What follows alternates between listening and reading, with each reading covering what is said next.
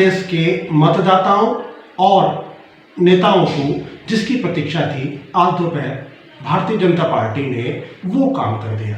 यानी अपनी पार्टी के लिए चुनाव लड़ने वाले अधिक से अधिक प्रत्याशियों के नाम घोषित कर दिए। इस सूची में 59 प्रत्याशियों के नाम शामिल किए गए हैं और अब सिर्फ 11 ऐसी सीटें बची हैं जिसमें पार्टी के अधिकृत प्रत्याशियों की घोषणा होनी बाकी है। यानी अब पूरी तरह से भारतीय जनता पार्टी चुनावी मोड में आ गई है। नमस्कार, मैं हूं तेजपाल नेगी और आप देख रहे हैं मेरे साथ SJTV। आज 59 जिन सीटों पे नाम घोषित किए वो आपने जान भी ली होंगी, पढ़ भी ली होंगी, लेकिन कुछ ऐसी सीटें हैं जिसमें एक अप्रत्याशित फैसले हाईकमान ने लिए हैं। जैसे अल्मोड़ा की द्वाराहाट सीट, नैनीताल की नैनीताल सीट, भीमताल। इसके अलावा एक बड़ा जो पार्टी ने चेंज किया है वो है अल्मोड़ा सीट पे। अल्मोड़ा सीट पे पार्टी के पूर्व विधायक रघुनाथ सिंह चौहान का टिकट काटा गया है। रघुनाथ सिंह चौहान भाजपा के सरकार में विधानसभा उपाध्यक्ष रहे हैं और उनकी जगह पे पार्टी के वरिष्ठ कार्यकर्ता कैलाश शर्मा को टिकट देके अपना भाग्य आजमाने के लिए उनको अल्मोड़ा सीट पर भेजा गया है। कैलाश शर्मा लगातार सक्रिय थे, पर ऐसा नहीं है कि रघुनाथ सिंह चौहान निष्क्रिय रहे हों, वे भी लगातार सक्रिय थे, लेकिन कुछ अपने बयानों को लेके वो चर्चाओं में आया करते थे। ये सब चर्चा करेंगे किस प्रत्याशी के साथ क्या मुश्किल रही कि उसका टिकट कटा। लेकिन फिलहाल हम मोटा मोटी आपको बता दें कि काशीपुर सीट से हरभजन सिंह चीमा ने एक अनुरोध पार्टी हाईकमान से किया था कि उनके स्थान पर उनके बेटे को टिकट दिया जाए और पार्टी ने उनके अनुरोध को स्वीकार करते हुए उनके बेटे त्रिलोक सिंह चीमा को टिकट दिया है। खानपुर विधानसभा हरिद्वार जिले में आती है। इसके बारे में आप अच्छी तरह से जानते हैं और खूब आपने सुन रखा है। चर्चाओं में रहने वाली विधानसभा क्षेत्र है और यहाँ के विधायक हुआ करते थे कुंवर प्रणव सिंह चैंपियन। अपने बेबाक बयानों से, अपने क्रियाकलापों से भारतीय जनता पार्टी के वरिष्ठ नेताओं के नाक में हमेशा उन्होंने दम करके रखा था और इस बार भारतीय जनता पार्टी के हाईकमान ने इनका टिकट काटकर इनकी पत्नी को थमा दिया है। पत्नी का नाम देवयानी कुंवर है और अब वे अपने पति के स्थान पर खानपुर विधानसभा सीट से चुनाव लड़ेंगे।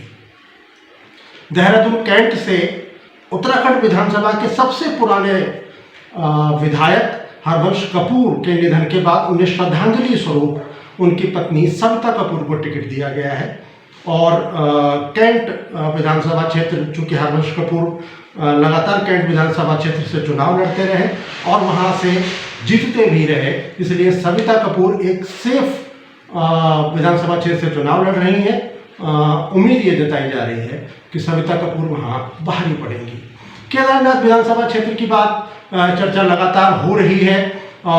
हरक सिंह रावत केदारनाथ से चुनाव लड़ने के लिए इच्छुक बताए जा रहे थे, लेकिन भाजपा से उनके निष्कासन के बाद कोटद्वार और केदारनाथ दोनों ही सीटों पर प्रत्याशी भाजपा को तलाशने होंगे और फिलहाल केदारनाथ और कोटद्वार दोनों सीटों से भाजपा ने प्रत्याशियों का ऐलान नहीं किया है। ऐसे ही हल्द्वानी विधानसभा सीट पर भी प्रत्याशी का ऐलान नहीं किया गया है। लालकुआं विधानसभा सीट पर ये नैनीताल जिले की विधानसभा सीट पड़ती है और खूब चर्चाओं में है। यहाँ पर भाजपा के कम से कम 4 या 5 नेताओं ने अपनी दावेदारी की है और सभी बड़े नेता माने जाते हैं।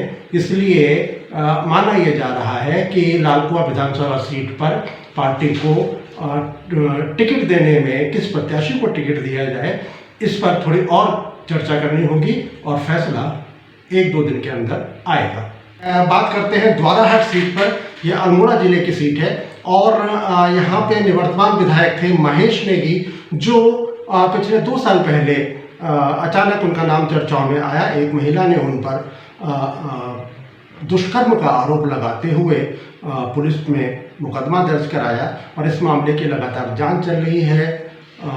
महेश नेगी ने अदालत में भी अपनी अर्जी लगाई है और उनका कहना है कि महिला उन्हें बदनाम कर रही है, ये उनके खिलाफ एक साजिश है। चूँकि मामला अदालत में चल रहा है, पुलिस अपनी जांच प्रक्रिया, दूसरे जितने और केसेस जुड़े हैं इस मामले से, उनकी जांच प्रक्रिया जारी है।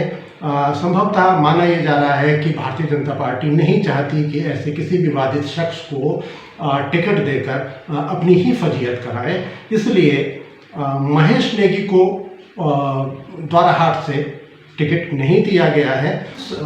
उनके स्थान पर द्वाराहाट सीट से अनिल शाही को टिकट थमाया गया है। एक और परिवर्तन जो गंगोलीहाट विधानसभा सीट से किया है भारतीय जनता पार्टी ने, गंगोलीहाट विधानसभा क्षेत्र से मीना गंगोला का टिकट काटा गया है और उनके स्थान पर टिकट दिया गया है फकीर राम टमटा को।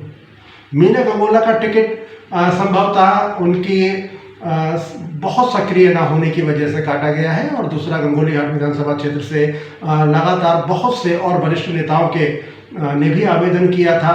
संभवतः इस वजह से उनका मीना गंगोला को इस बार विश्राम दिया गया है। खटीमा से पुष्कर धामी जो सीएम है उत्तराखंड के, वो चुनाव लड़ेंगे और उनके नेतृत्व में ही चुनाव लड़ाया जाएगा। खटीमा चूँकि उनका गृह क्षेत्र है, इसलिए एक सेफ जोन माना जा रहा है धामी के लिए, और निश्चित रूप से जब वो खटीमा से चुनाव लड़ रहे होंगे तो पूरे प्रदेश में ध्यान देने का उनको अवसर मिल सकेगा। इसके बाद कुमाऊं क्षेत्र की वरिष्ठ नेताओं में गिने जाते हैं वंशीधर भगत। वंशीधर भगत के लिए कुछ मुश्किलें इससे पहले आ रही थी सामने, लेकिन सभी मुश्किलातों को, सभी संभावनाओं को, आशंकाओं को दरकिनार करते हुए हाईकमान ने एक बार फिर से वंशीधर भगत पर ही विश्वास जताया है। सुरेश भट्ट, मनोज पाठक, ये सभी नेता पंक्तिबद्ध थे, सबने आवेदन किया था, लेकिन अंत में जो फैसला आया हाईकमान का वो बंशी बाबू के पक्ष में आया है और अब वे निसंकोच अपना चुनाव प्रचार शुरू कर सकेंगे, चुनाव लड़ सकेंगे। भाजपा के बड़े नेता हैं, कालाडूंगी सीट पर भी हमारी नज़र बनी रहेगी। हल्द्वानी सीट का अभी कोई निर्णय नहीं हुआ है। आज दिन में सोशल मीडिया पर एक खबर चल रही थी जिसमें लाल कुआं से निवर्तमान विधायक नवीन दुमका को टिकट देने के बाद सामने आ रही थी, लेकिन आज जब दिल्ली में प्रेस कॉन्फ्रेंस हुई भारतीय जनता पार्टी की तो लाल कुआं सीट का कोई जिक्र नहीं था। 59 विधानसभाओं के लिस्ट में लाल कुआं का नाम नहीं था। इसका मतलब लाल कुआं सीट भी उन 11 में शामिल है जिनका अभी फैसला नहीं हुआ है। लाल कुआं में एक दिलचस्प बात यह सामने आ रही है कि यहाँ से महाराष्ट्र के राज्यपाल भगत सिंह कोश्यारी के भतीजे दीपेंद्र कोश्यारी भी आवेदन कर चुके हैं। भारतीय जनता पार्टी के नैनीताल के जिलाध्यक्ष प्रदीप बिष्ट भी लाल कुआं सीट से आवेदन कर चुके हैं। मोदी सरकार में मानव संसाधन मंत्रालय संभालने वाले रमेश पोखरियाल निशंक के नज़दीकी हेमंत द्विवेदी भी लाल कुआं से ही दावेदारी कर रहे हैं। इस तरह से कुल मिलाकर 5 या 6 बड़े नेता लाल कुआं से दावेदारी कर रहे थे। निश्चित रूप से हाईकमान के लिए ये संशय वाली बात थी, इसलिए लाल कुआं सीट पर भी अभी फैसला नहीं हुआ है। रुद्रपुर सीट भी अभी अटकी हुई है और राजकुमार ठुकराल यहाँ से विधायक हैं। फिलहाल भारतीय जनता पार्टी ने रुद्रपुर के लिए कोई ऐलान नहीं किया है। कैबिनेट मंत्री यशपाल आर्या के कांग्रेस में चले जाने से खाली हुई सीट बाजपुर पर भारतीय जनता पार्टी के हाईकमान ने राजेश कुमार को टिकट देने का फैसला किया है। राजेश कुमार भारतीय जनता पार्टी के पुराने नेता हैं और यहाँ से लगभग हर बार दावेदारी भी करते रहे हैं। इस बार उनके किस्मत का दरवाज़ा खुल गया है। और अब बात करते हैं कुमाऊं क्षेत्र में हाल ही में भारतीय जनता पार्टी को शामिल करने वाले उन नेताओं की जिनके किस्मत के दरवाजे भी पहली ही दस्तक में खुल गए। पहला नाम है भीमताल से निवर्तमान विधायक राम सिंह कैड़ा का। राम सिंह कैड़ा निर्दलीय के रूप में पिछली बार विधानसभा चुनाव जीते थे। 2017 के चुनाव में राम सिंह कैड़ा निर्दलीय के रूप में चुनाव जीते और इसके बाद अब जब 5 साल बाद दोबारा से विधानसभा चुनाव की आहट शुरू हुई तो राम सिंह खेड़ा ने भारतीय जनता पार्टी का कमल थाम लिया और ये उनका सौभाग्य ही कहा जाएगा कि भाजपा के कई वरिष्ठ नेताओं के आवेदनों को दरकिनार करते हुए पार्टी हाईकमान ने राम सिंह खेड़ा पर ही विश्वास जताया है। यानी भीमताल सीट से राम सिंह खेड़ा भारतीय जनता पार्टी के टिकट पर चुनाव लड़ेंगे। और तकरीबन 3 दिन पहले भाजपा को ज्वाइन करने वाली नैनीताल की पूर्व विधायक सरिता आर्या की किस्मत भी इस बार खुली है। सरिता आर्या 2017 में चुनाव हार गई थी। यशपाल आर्या के बेटे संजीव आर्या ने उनको परास्त किया था, तब संजीव आर्या भाजपा में थे।